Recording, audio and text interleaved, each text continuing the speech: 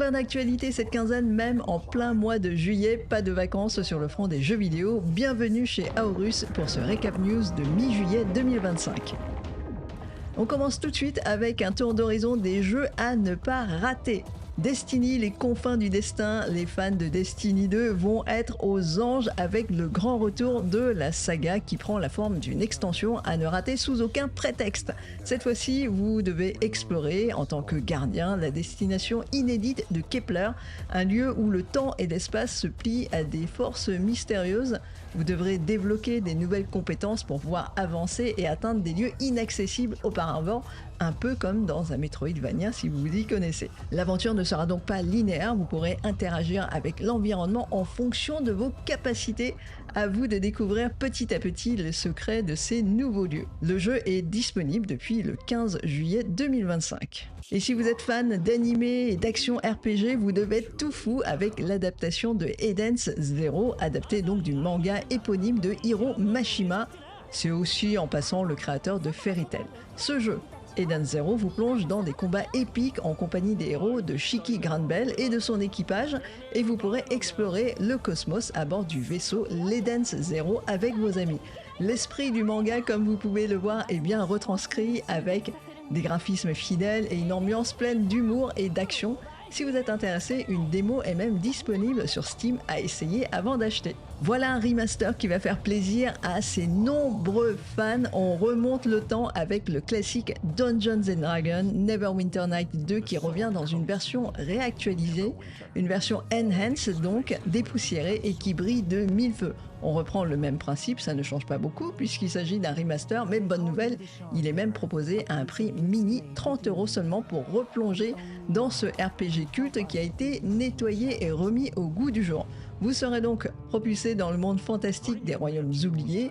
La création d'un personnage, bien à vous, la liberté de choix impactant l'histoire, combat tactique aussi, une quantité colossale de quêtes secondaires, tout ça vous attend dans ce remaster et c'est à peu près une centaine d'heures de jeu qui seront là à disposition dans ce RPG passionnant, ultra bien écrit et bien sûr inoubliable. Allez, on passe côté hardware. La RTX 4060 version laptop est donc passée en première position sur Steam. Le Steam Hardware and Software Survey de juin 2025, du mois dernier, donc au moment où j'enregistre cette vidéo, révèle des tendances intéressantes qui concernent l'utilisation des cartes graphiques PC par les joueurs. C'est donc un sondage mensuel qui est mené par Valve, qui offre un aperçu sur les configurations matérielles réelles des joueurs qui les utilisent pour pouvoir jouer. C'est donc un baromètre intéressant pour connaître le matériel qu'utilisent vraiment les gamers.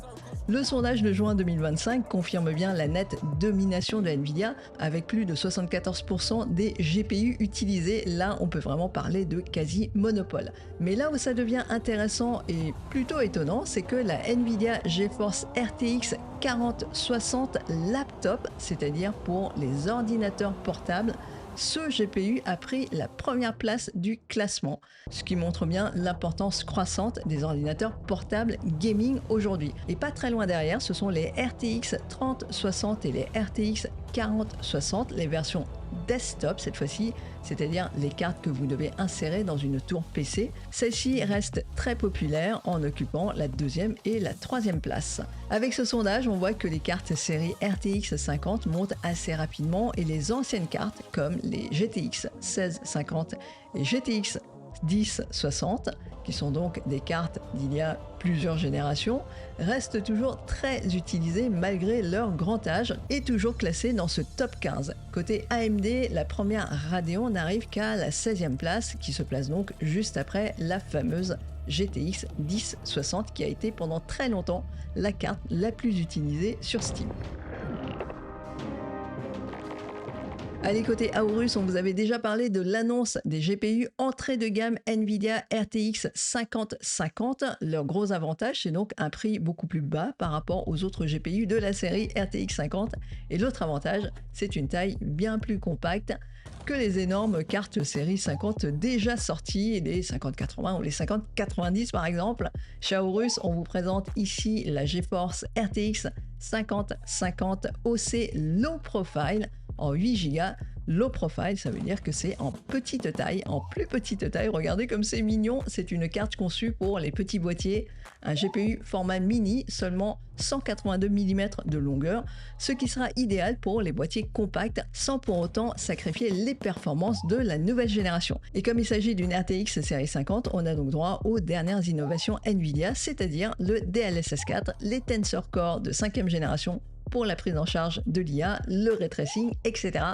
Cette carte assure sans souci des affichages en 1080p et même au-delà si vous pouvez faire quelques petits compromis sur la qualité graphique. Côté connectique, elle est même équipée de 2 DisplayPort et 2 HDMI, le tout dans un espace aussi rikiki. Si vous voulez en savoir plus, les liens sont dans la description. Allez, on passe côté e-sport maintenant. La finale du championnat de France Overwatch All for One 2025 s'est tenue le 28 juin chez eSpot dans le 1er arrondissement de Paris. Cette année, ce sont les Frosters qui ont remporté la compétition après 2 saisons consécutives à la seconde place. Cette année, enfin, 2025, ils décrochent la première place face à la Team Peps. Frostels est donc consacré champion de France Overwatch 2025. Un grand bravo à eux. Et en ce moment même, c'est donc le coup d'envoi de l'EWS, c'est-à-dire l'eSport World Cup 2025. 70 millions de dollars en jeu répartis sur 25 jeux sur 7 semaines de tournoi. Le gigantesque tournoi eSport World Cup 2025 se déroule tout au long de l'été. Rendez-vous sur la chaîne YouTube de l'événement pour suivre tous les streams. Allez, on termine avec le chiffre de la quinzaine. Ce chiffre, c'est 50 millions de dollars. C'est le montant qui aurait pu être négocié par Microsoft pour intégrer un jeu au catalogue du Xbox Game Pass ou alors le PC Game Pass. C'est ce que nous révèle Ian McIntyre, actuellement Senior Business Development Manager chez Microsoft. C'est donc lui qui s'occupe des deals avec les éditeurs tiers. Il a déjà négocié plus de 500 accords pour le Game Pass. Alors je vous rassure, ce ne sont quand même pas tous les jeux qui sont négociés à 50 millions de dollars.